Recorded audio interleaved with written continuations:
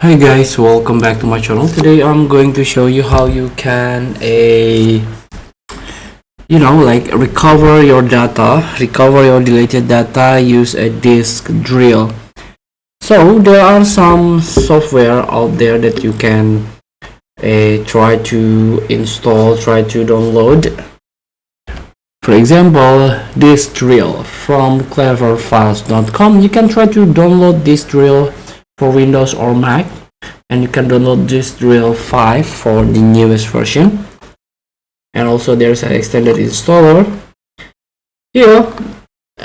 In order to recover your data, you can select the drive to scan, select the storage device you need to recover, delete it from files, click search for lost data here, and then you can search for your lost data. This drill is recoverable files and folder for your review, and voila, choose the files to recover, select recover the destination, and complete your data recovery.